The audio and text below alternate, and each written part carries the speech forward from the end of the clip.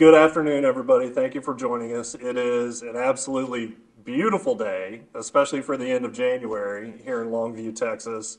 A very special thanks to the Longview Chamber of Commerce for hosting us both inside and outside, including the first electric school bus that I've seen, which is very, very cool.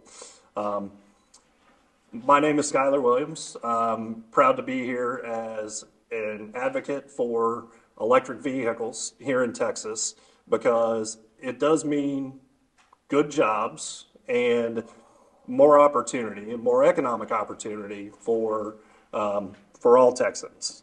And I'm joined today by other advocates in the electric vehicle industry that will introduce themselves shortly to share some of their perspectives. I'm also here in support of all three organizations. So we have TxETRA, we have the Texas Electric School Bus Project, and then we also have Conservative Texans for Energy Innovation, which advocates for smart energy policy well beyond just electric vehicles, but really kind of an all-of-the-above approach to our entire energy portfolio, which includes giving Texans the ability and freedom to select their vehicle of choice. And I am possibly a little bit unique in that I am a conservative, boot-wearing Texan who is a first-time EV owner. So I really feel like I might be able to relate with the position where a lot of Texans are at. And this is so important to me because I feel like education is critical. There's so much misinformation out there about electric vehicles, and it boils down to a couple of things. But for me, it was experiencing an electric vehicle that opened my eyes and made me want to learn more. So we're also going to be doing a ride and drive for anybody interested afterwards, and start with that experience, and then you will want to know more about electric vehicles. And Governor Abbott said in his State of the State address last year that Texas is #1 in the U.S. for new jobs, adding more than 1.9 million new jobs. We're also #1 for economic development, #1 for exports, and #1 for Fortune 500 headquarters. Our $2 trillion economy makes Texas the 9th largest economy in the world. Texas, for many years, has led the nation and even the world in the energy space. And to continue the lead in the energy space, it's critical that we lead in all types of energy and not just oil and gas. So with that, I'll actually turn it over to Buzz to talk a little bit more about electric vehicles and TxETRA. Howdy, y'all. I'm Buzz Smith, the Executive Director for the Texas Electric Transportation Resources Alliance. We're a nonprofit that works with the state legislature regarding electric vehicle infrastructure, incentives, taxation, and regulation. The East Texas EV road trip, which is what brought us here, is traveling across East Texas from Beaumont to Texarkana to share our excitement about electric vehicles and their positive impact on the future of our great state. Texas right now has 250,000 registered plug-in vehicles, and registrations have been increasing at a rate of 50% a year. By the end of this year, Texas should have 375,000 electric vehicles on our roads. Now, we don't believe in mandates. Texans should have the freedom to choose the vehicle they want.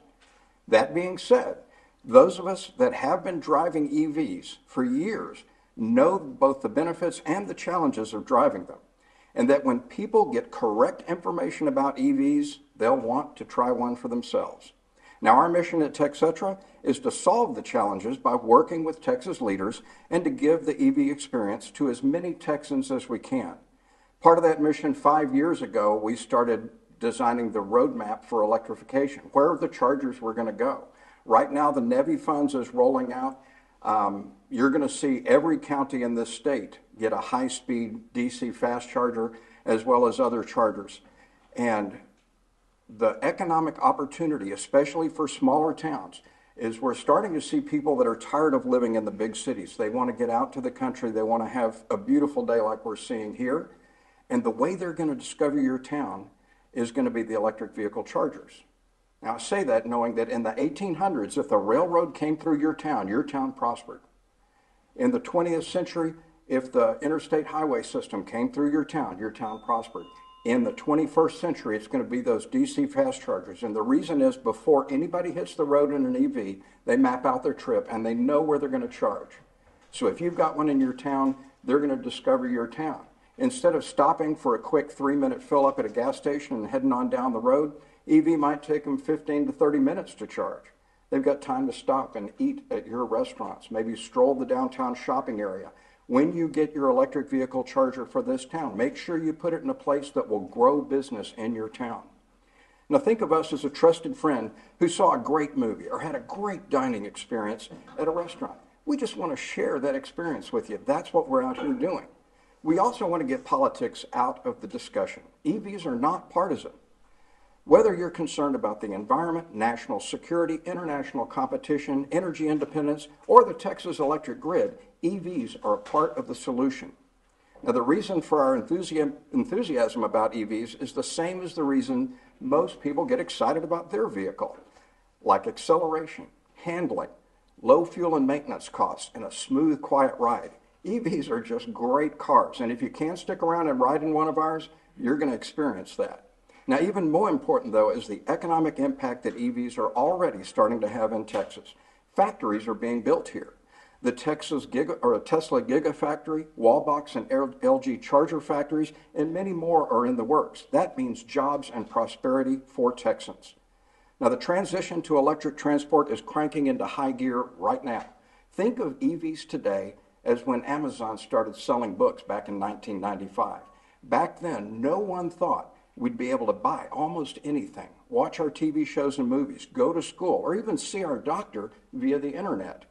An entire economy was created around the internet. Can you imagine where we'd be if we'd all just said, no, that's not for me? The world changed by the internet. The world will be changed by EVs. Already, batteries and solar panels are at people's homes and are helping to support the grid by sending that energy back to the grid when it's under strain. And people are getting paid to do that. Soon the batteries in EVs, as well as the huge batteries in trucks and buses, like the school bus you're seeing outside, will be able to do the same and become a source of income for EV drivers and for your school districts. Now, we can't predict all the positive changes that EVs will bring, but we know the ingenuity of Texans will show the way.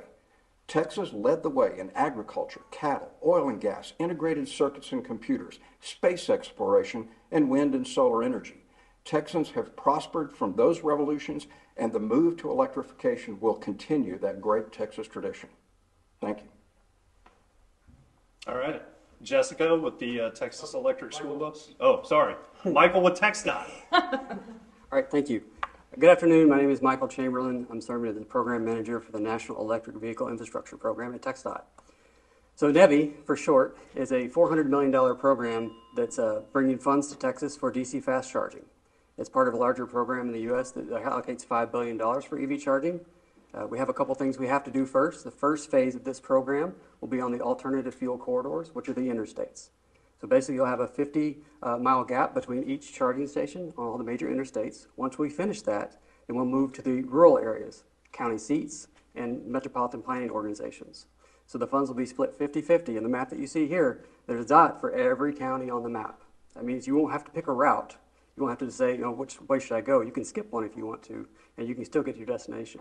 So it's going to be a long process. It's over 5 years. So we're getting to the end of phase one. Construction will start in the spring, and that will move probably through the end of the year and into 2025. Once we finish phase one, we'll start on phase two. Lots of public involvement on the regional level. So MPO conversations will start this summer and move through the end of the year. That's our NEVI update. Thank you. Thank you. Okay. Hello, everyone. Good morning, or actually good afternoon. My name is Jessica Kythen, and I am the co-founder and director of the Texas Electric School Bus Project. Our mission is to facilitate the speedy and equitable transition to a zero-emission school bus fleet in Texas and beyond. We are very proud to be celebrating our one-year anniversary in February, and we're excited to see where 2024 takes the world of electric school buses in Texas. As you might suspect, everything really is bigger in Texas. We have the largest school bus fleet in the nation, with over 50,000 yellow school buses on the road, traveling millions of miles every year right here in Texas.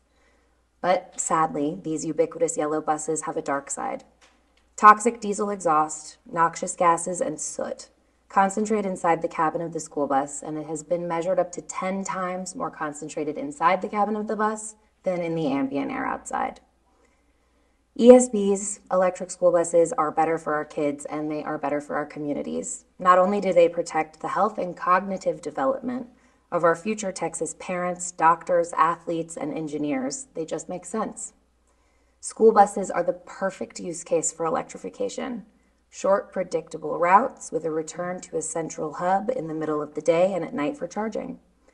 Districts can save up to 60% in fueling and maintenance costs. And the future of vehicle-to-grid and vehicle-to-building charging and the Texas Energy Fund, those same districts can ensure energy security and generate revenue as mobile power plants.